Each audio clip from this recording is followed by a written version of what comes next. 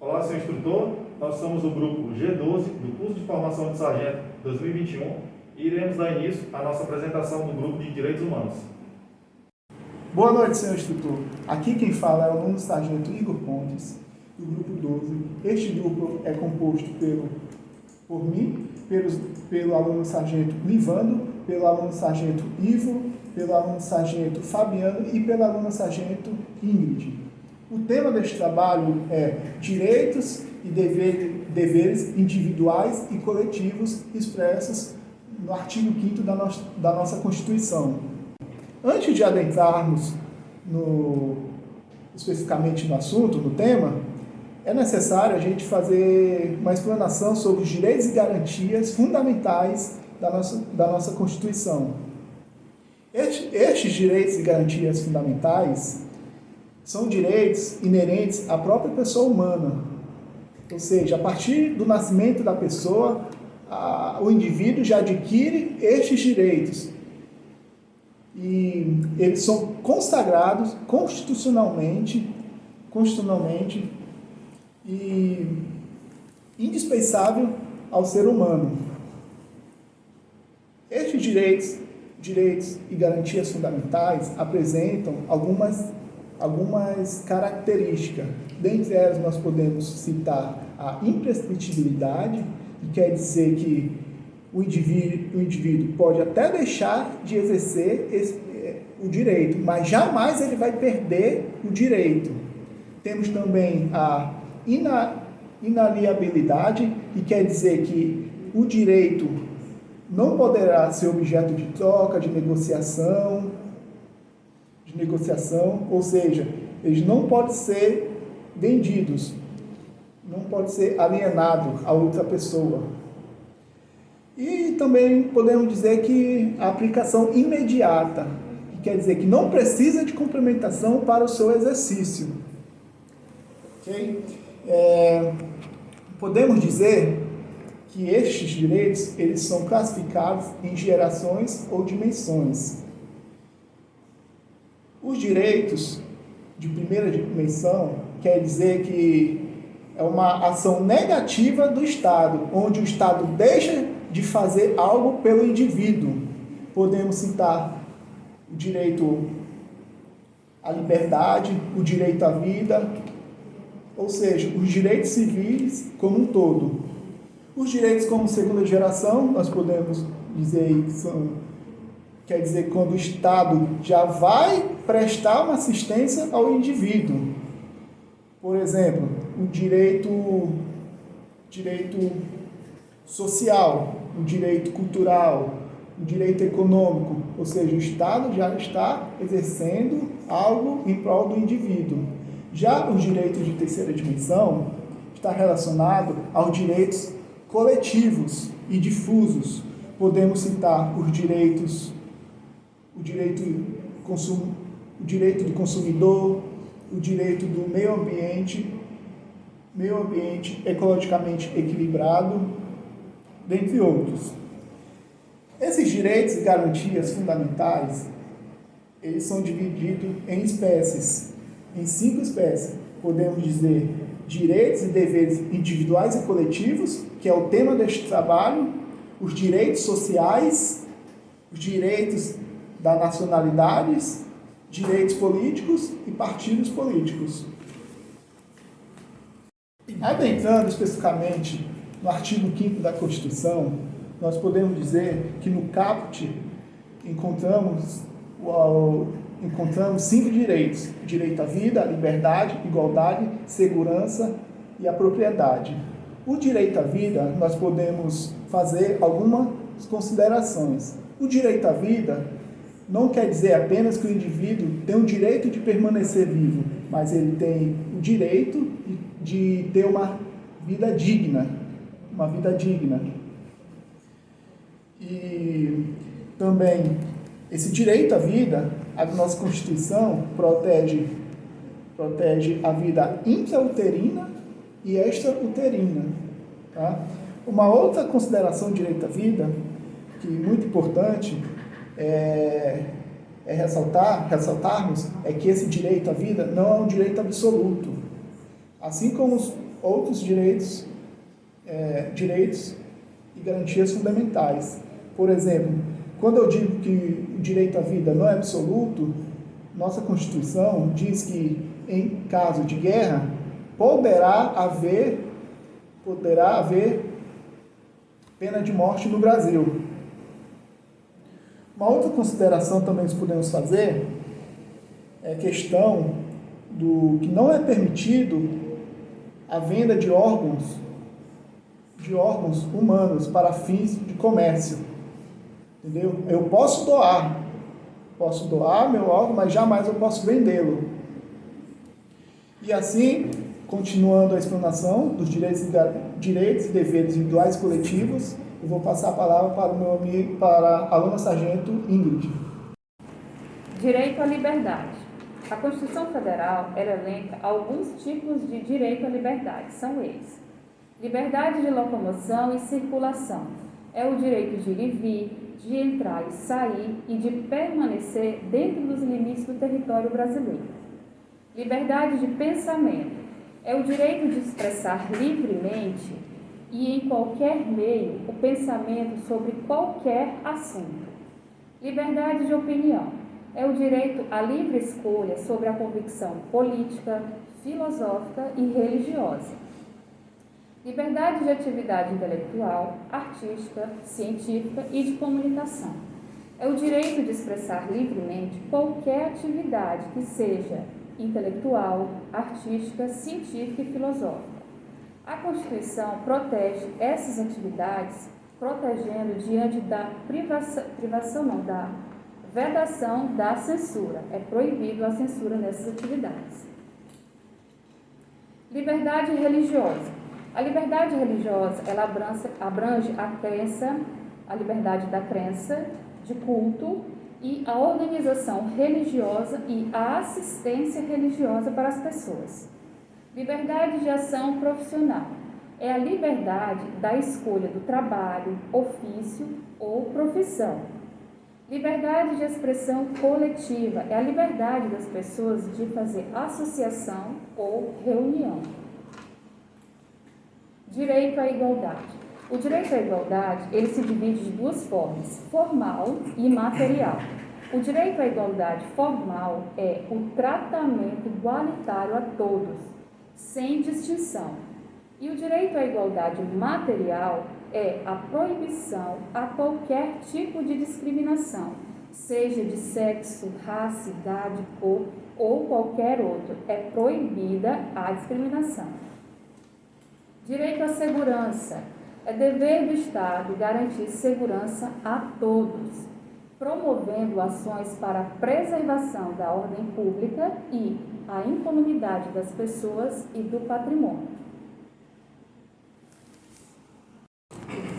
Dando continuidade aos direitos individuais, temos, por fim, o direito à propriedade.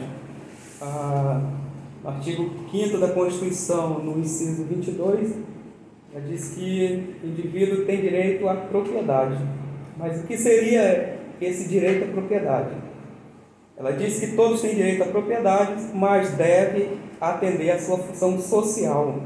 O Estado poderá promover a desapropriação por interesse, necessidade pública, interesse social, mediante uma justa e prévia indenização em dinheiro.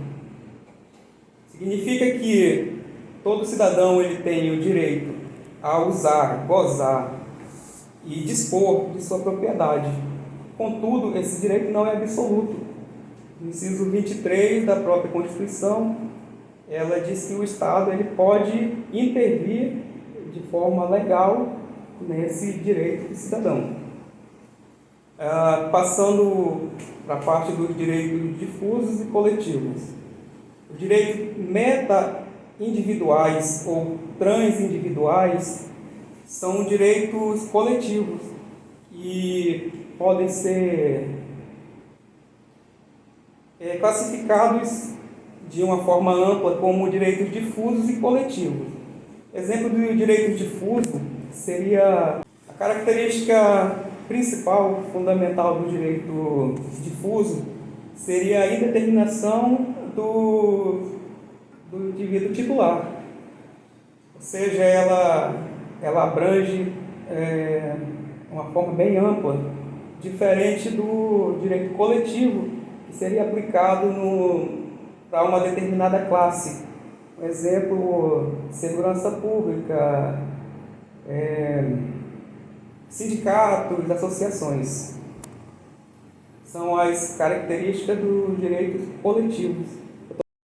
Então, exemplos de direitos difusos é o direito ao meio ambiente sadio, a vedação, a propaganda enganosa e o direito à segurança pública. Seriam direitos com titulares indeterminados. Direitos coletivos, em sentido estrito, são os direitos de grupo, categorias e classes de pessoas.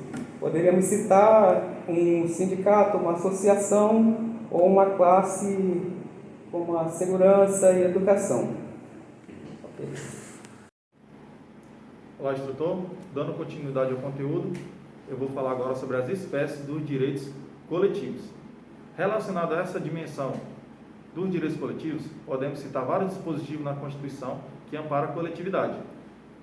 Um deles é o direito à informação. O direito à informação está elencado no artigo 5º em vários incisos. Um deles podemos citar o inciso 14 e o inciso 33. No inciso 14, ele versa o seguinte: é assegurado a todos o acesso à informação, resguardado o sigilo da fonte, quando necessário ao exercício profissional.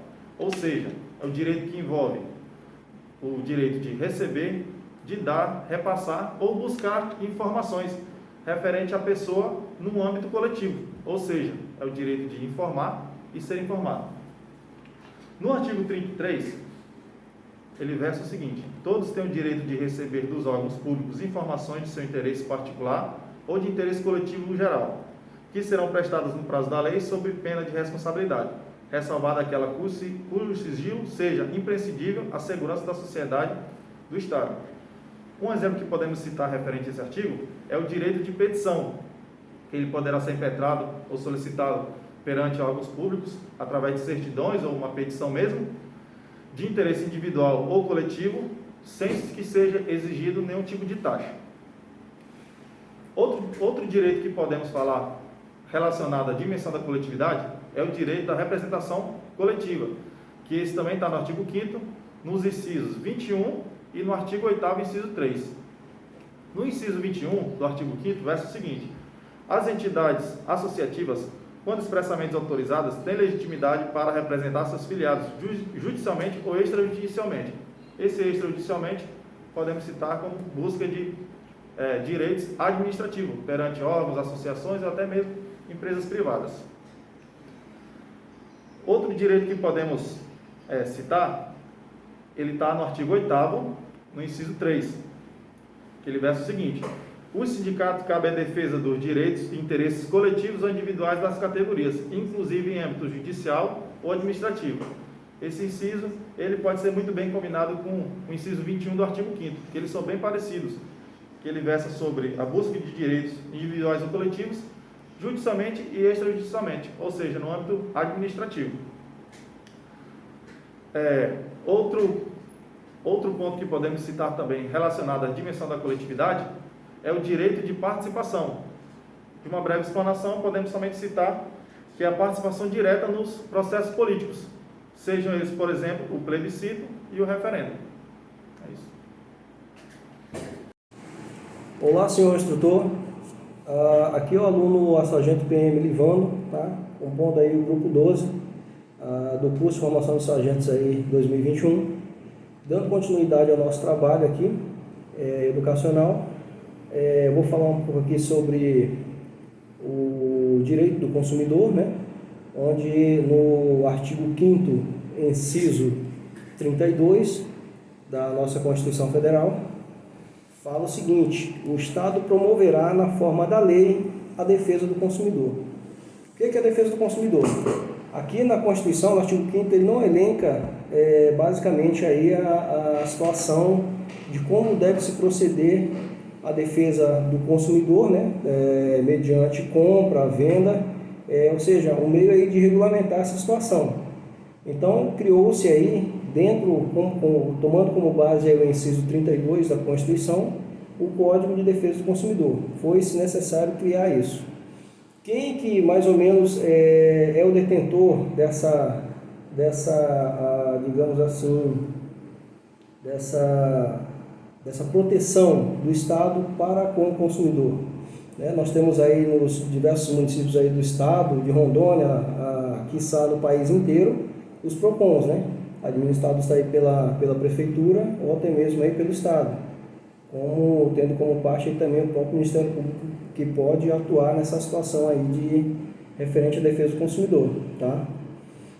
Então, mais ou menos isso daí. No artigo 5º aí da Constituição, inciso 32, elenca aí a fase aí do direito da defesa do consumidor, Dando continuidade ao artigo 5º da Constituição Federal, mais especificamente aí no seu inciso 17, diz mais ou menos assim: é plena a liberdade de associação para fins lícitos, vedada a de caráter paramilitar. Ou seja, no próprio inciso 17, nos regulamenta aí, praticamente nos libera o povo, a sociedade, a se associar-se de maneira pacífica aí, nas diversas situações que ele queira. No entanto, no próprio inciso 17, ele veda duas situações, que é a associação para fins ilícitos e a paramilitar. O que é o ilícito? O ilícito já diz, é coisa errada, então não existe associação para coisa errada, e vedada para caráter paramilitar. O que é o paramilitar?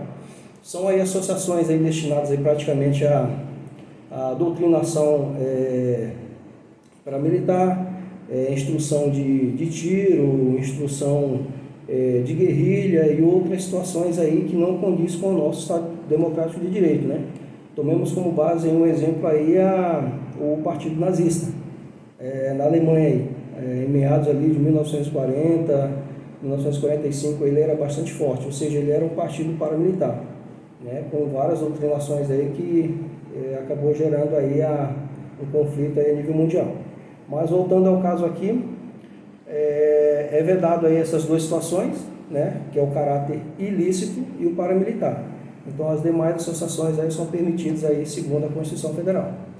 Partindo aqui para o inciso 16, fala aqui sobre a reunião, a reunião das pessoas pacificamente. Mais especificamente assim: todos podem reunir-se pacificamente, sem armas, em locais abertos ao público, independente de autorização, desde que não frustrem outra reunião anteriormente convocada para o mesmo local, sendo apenas exigido o prévio aviso à autoridade competente. Ou seja, aqui ele deixa bem claro que todos nós poderemos nos reunir pacificamente em locais públicos abertos, não privados, não privados. Apenas comunicando a autoridade competente sobre tal ato. Agora, o que a gente não pode fazer é tipo assim: tem uma manifestação, uma reunião convocada para praça X, horário X, um protesto X.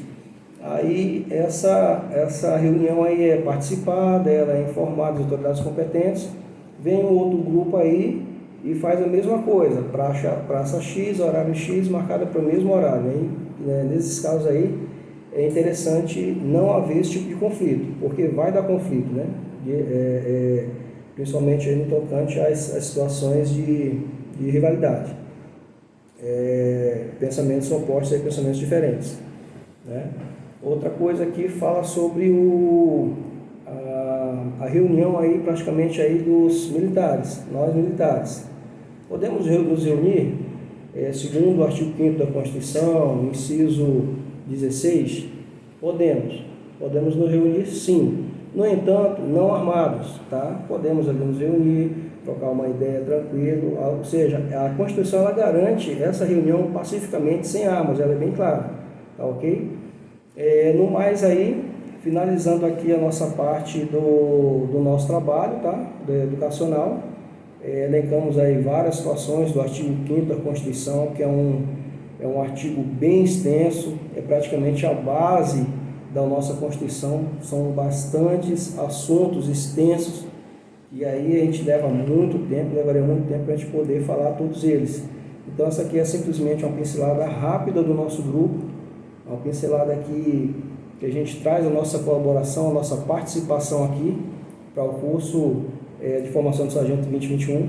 No mais, agradecemos a todos, né? Aí os nossos colegas de curso, em especial aqui o nosso grupo 12, e também aí a todos os formandos aí do nosso curso de formação de sargento.